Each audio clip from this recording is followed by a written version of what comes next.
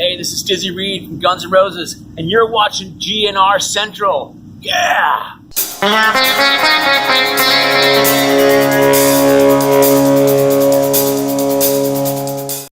Hey everybody, what's going on, and welcome to GNR Central. And today I want to do another true story episode of one of the songs from Slash's new record, Living the Dream.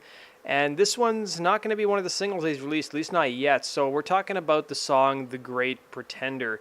And Slash and Myles did a whole track-by-track breakdown of every song off the record. And then Slash gave an interview recently where he singled out this track specifically.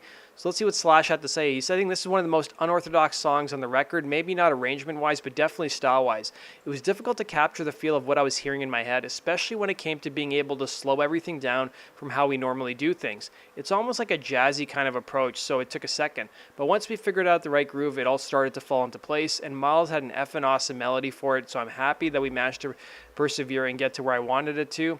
But it was definitely the hardest song on the record to put together. And Myles said to me, Slash's guitar melody on this is so Slash. It's such a unique thing that he does and so classic. As far as the lyrics, it's kind of a cautionary tale about choosing your career over your true love.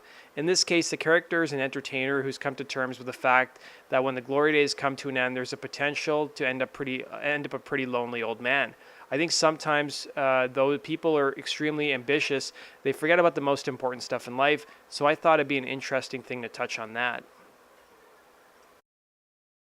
And then in a recent interview that Slash gave to a French media outlet, he was asked about the hardest song or the hardest sound to create on his latest album, Living the Dream.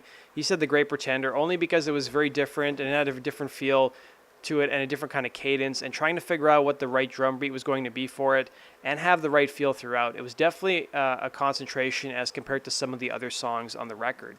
So that does it for this episode of Guns N' Roses True Story. Just a short one I wanted to go through on the weekend and give you guys something to check out. Make sure you guys hit the like button if you enjoyed that video, and be sure to subscribe if you love Guns N' Roses as much as I do. You guys can also go check us out on gnrcentral.com for the latest and greatest Guns N' Roses and related news. And you guys can also go support us on Patreon if you like our stuff and you want to support us and help us continue to keep making content and get some cool perks like behind the scenes stuff